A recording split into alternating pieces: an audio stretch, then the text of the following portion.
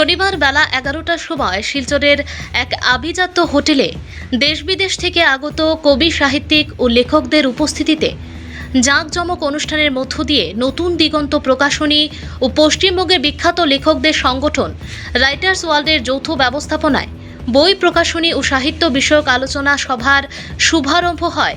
শিলচর শঙ্করমঠ ও মিশনের কর্মাধ্যক্ষ শ্রীমৎ বিজ্ঞানন্দ ব্রহ্মচারী মহারাজের শ্রীমৎ ভাগবত গীতা শ্লোক পাঠের মধ্য দিয়ে মাঙ্গলিক প্রদীপ প্রজ্বলনের মাধ্যমে শুভারম্ভ করেন শিলচর ভোলাগিরি আশ্রমের কর্মাধ্যক্ষ শ্রীমৎ স্বামী ভুবনেশ্বরানন্দ গিরি মহারাজ, আসাম বিশ্ববিদ্যালয়ের প্রাক্তন উপাচার্য তথা লেখক কবি সাহিত্যিক ডক্টর তপোধীর ভট্টাচার্য, ডক্টর সুমিতা ঘোষ, কবি চন্দ্রিমা দত্ত সহ কলিকাতার রাইটার্স ওয়ার্ল্ডের সভাপতি স্বপন ভট্টাচার্য, সম্পাদক সুরঙ্গমা ভট্টাচার্য, সুমিতাভ ঘোষাল, দেবাশিস বন্দ্যোপাধ্যায়, অনিক চন্দ্র, সার্থক রায়চৌধুরী, কানাইলাল জানা, রাজীব ঘাটি, নুরুল ইসলাম, মনোরঞ্জন মণ্ডল, রীতা মিত্র, দেবাশিস মল্লিক, বিপ্লব চক্রবর্তী, নীলম গঙ্গোপাধ্যায় সহ আরও অন্যান্য কবি লেখকরা।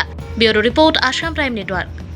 पद्मनाभ सुरसं विश्वद्वारं गगनसदृशं मेघवर्णं शुभङ्गं लक्ष्मीकान्तकमलनयनं योगीविद्यानगम्यं वन्दविष्णुं भवहारं सर्वलोकनाथं ॐ वक्रतुण्डं महाकाय सूर्यकोटिसमप्रभ निर्विघ्नं सर्वकार्येषु सर्वदा सरस्वती नमस्तुभ्यं वरदे कामरूपिणि विद्यारम्भं करिष्यामि।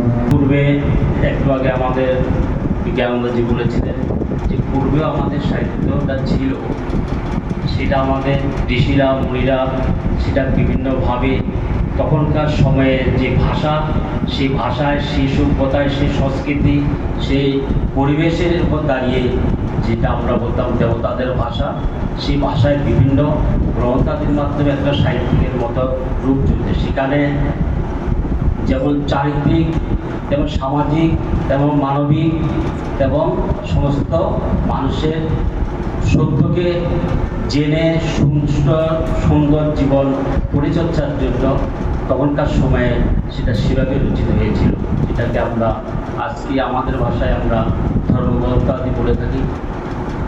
আধুনিক যুগের যে বর্তমানে আমাদের যেসব সাহিত্যিক কবিরা তাদের অন্তরের ভাবনাটা বাস্তব মুখী করে তোলার জন্য, সমাজের প্রত্যেকটা মানুষের সর্বস্তরের মানুষকে জাগরুক করার জন্য তাদের যে লেখনী, সেই লেখনীটা দ্বারাই সমাজ এবং সমাজের সর্বস্তরে সব রকমের পরিবেশকে গুছিয়ে একটা মানব সভ্যতার সুন্দর দৃষ্টিটা আজকের এইখানে লেখা রয়েছে। একটু নিজের ঢোলও পিছিয়ে নিলাম চান্স পেয়ে। আসলে ঢোল পেটানো নয়, আমরা যারা এখানে বরাক উপত্যকায় বাংলার একটা বৃহত্তর বাংলার, আমি রাজনৈতিক বাংলার কথা বলছি না, আমি বলছি আস্তিত্বিক বাংলার কথা, আমি বলছি সাংস্কৃতিক বাংলার কথা, আমি বলছি চেতনার বাংলার কথা। সেই বাংলার একেবারে পূর্ব প্রান্তিক অঞ্চল আমরা। দুর্ভাগ্যের সঙ্গেই বলছি, খেদের সঙ্গে বলছি যে আমরা যারা এখানে জন্ম থেকে বড় হয়েছি, আমরাও নিজেদের খবর ভালো জানি না। 1874 সালে ব্রিটিশ 3টে জেলাকে, এখন অবশ্য সেটা জেলা নয়, হিসেব কষলে মুশকিল, তখন যেটা পরিচিত ছিল বেঙ্গল প্রেসিডেন্সি বলে, যারা একটু একটু খবর রাখেন ধরতেই পারবেন। সেই বেঙ্গল প্রেসিডেন্সি থেকে আমি একটি ক্রিয়াপদ ব্যবহার করছি, যে দাঁড়িয়েছি অগ্রাসী কিলা যেটাকে বলে সেটা পারি না। যে লেখাগুলো খুব মন ছুঁয়ে যায়, জীবনের সঙ্গে সম্পৃক্ততা যেখানে খুঁজে পাই, সেই লেখাগুলোকে বেশি করে পড়ি। সেখানে একটা আলাদা রুচিবোধ তৈরি হয়ে গেছে। আজকে আমাদের মধ্যে তপোদিতা আছেন, সুমিতা আছে এবং পশ্চিমবঙ্গ থেকে যারা এসছেন আশুতোষদাও আছেন।